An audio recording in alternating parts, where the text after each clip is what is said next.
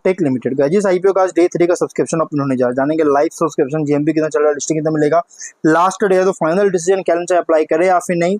चलिए इन सभी पॉइंट्स को डिस्कस करेंगे। चलिए फ्रेंड्स वीडियो स्टार्ट करते हैं।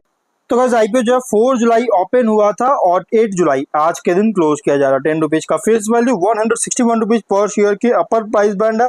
कॉम्बो है fresh issue offer for sale का, जो कि 80.2 करोड़ का इशू किया गया, 49,80,000 शेयर्स का इशू किया गया, जिसमें से और हेम फ्रेंडलीज market maker fresh issue 16 crore का, ऑफर फॉर सेल 60 करोड़ का, और 10 रुपीज का एम्प्लॉय डिस्काउंट भी दिया गया। बुक बिल्ड आई पे बीएससी एसएमई पे लिस्टेड किया जाएगा। अलॉटमेंट डेट फाइनलाइज किया गया 9 जुलाई का, 10 जुलाई रिफंड रिलीज किया जाएगा। शेयर्स डिमेट अकाउंट में क्रेडिट होगा। 11 जुलाई लिस्टिंग डेट रखा गया। रिटेल ओनली 2 लॉट अप्लाई कर सकते हैं। 1600 शेयर्स मिलेंगे। 2,57,000 रुपीज का अमाउंट पे करना होगा। स्मॉल एचएनआई की बात करेंगे तो गाइज मिनिमम 3 लॉट अप्लाई कर सकते हैं। 3,86,000 रुपीज का अमाउंट पे करना पड़ेगा। मैक्सिमम 6-7 लॉट अप्लाई कर सकते हैं। 9 लाख रुपीज का अमाउंट पे करना होगा। Big HNI minimum 8 lot apply कर सकते हैं। 10,30,000 रुपीज का अमाउंट पे करना होगा। एम्प्लॉय में मिनिमम 2 लॉट अप्लाई कर सकते हैं। 2,57,000 रुपीज का अमाउंट पे करना होगा। मैक्सिमम 3 लॉट 3,86,000 रुपीज का अमाउंट पे करना पड़ेगा। तो गाइज कंपनी में अगर देखा जाए तो यहाँ पे क्यूआई रिटेल की बात करेंगे तो ओनली 2 लॉट अप्लाई कर सकते हैं। अगर रिटेल में 50 टाइम सब्सक्राइब देखने को मिलता है इस आईपीओ में, तो गाइज आप चाहे 2 लॉट, अभी आपको 2 ही लॉट अप्लाई करने लगेगा। आप 2 लॉट अप्लाई करते हैं भी है इस आईपीओ में अप्लाई करते हो तो आपका guys only 1 lot he allot किया जाएगा। आप 2 लॉट ही अप्लाई करिएगा लेकिन आपका अलॉटमेंट कितना होगा, 1 लॉट। क्यों? क्योंकि 50 टाइम एप्लीकेशन क्रॉस करता है तब इस केस में। और अगर इसलिए गाइज अगर आप इसमें ज्यादा लॉट चाहते हैं, गाइज 2 लॉट या 3 लॉट चाहते हैं, तो गाइज आपको एचएनआई कैटेगरी में जाना पड़ेगा, जो कि एचएनआई में मिनिमम 3 लॉट अप्लाई कर सकते हैं। अगर आप एचएनआई में बात करें, इसी में भी सेम 50 टाइम एप्लीकेशन क्रॉस करता है ना, तो आप चाहे 7 लॉट अप्लाई करें, 6 लॉट अप्लाई करें या 3 लॉट, आपको ओनली 3 लॉट ही अलॉट किया जाएगा। इससे ज्यादा लॉट आपको अलॉटमेंट नहीं होगा। बिग इसीलिए गाइज अगर आप ज्यादा अलॉटमेंट चाहते हैं गाइज तो आपको बिग एचएनआई में जाना पड़ेगा। एम्प्लॉय में आप इस कंपनी का एम्प्लॉय है तो ही आप एम्प्लॉय कैटेगरी में अप्लाई कीजिए। और अगर इस आईपीओ में 10 टाइम क्रॉस करता है एम्प्लॉय कैटेगरी में, तो आपने चाहे 3 लॉट अप्लाई किया या 2 लॉट, आपको ओनली 2 ही लॉट अलॉट किया जाएगा। उससे ज्यादा आपको अलॉटमेंट नहीं होगा। Promoter holding pre issue 95%, post issue 68.9% का ऑफर दिया गया है। क्यूआईबी 17.9%, एचएनआई 13.4% और रिटेल में 31.3% का ऑफ एंकर इन्वेस्टर से 22.6 करोड़ का फंड रेज कर चुकी है।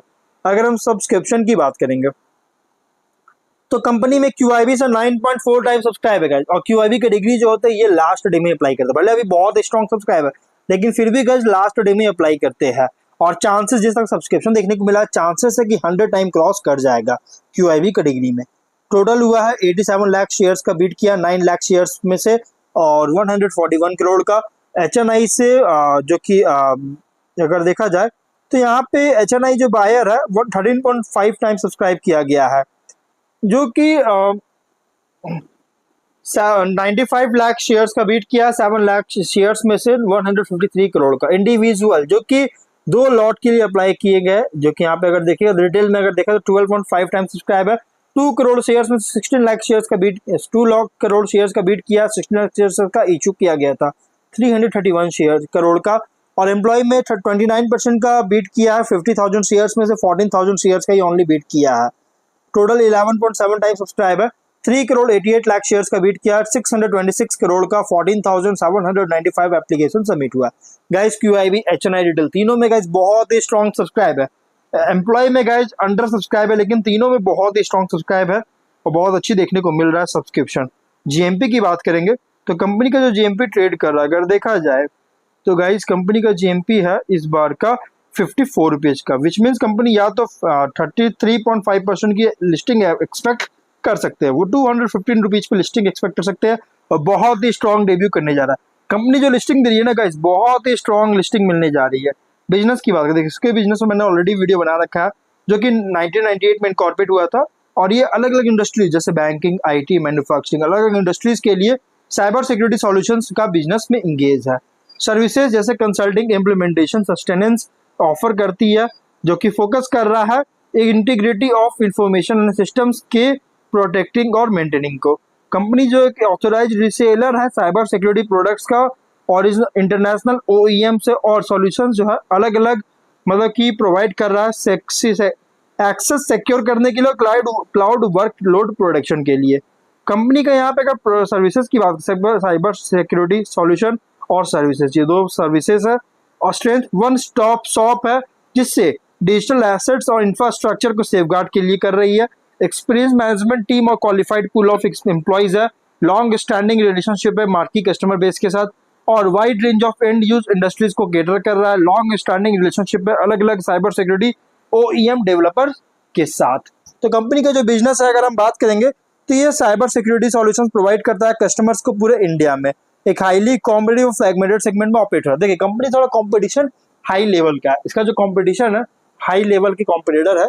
अगर हम बात करेंगे गाइस, कंपनी के कुछ रिस्की पॉइंट भी है। जैसे अगर हम यहाँ देखेंगे रिस्की पॉइंट्स में, तो कंपनी जो है ना end to end cyber security offer कर रही है, जो कि ऑफर करता है प्रोडक्ट्स में और सर्विसेज में। ये एक मतलब कि स्ट्रॉन्ग क्लाइंट रिटेंशन को ड्राइव करता है और रिपीट बिजनेस कर रही है, जो कि सॉरी यहाँ पे ये मतलब कि अच्छी पॉइंट है, एडवांटेज है, लेकिन रिस्की भी है। रिस्की क्या है कि हाई हैवी डिपेंडेंस है फ्यू OEM वेंडर्स पर।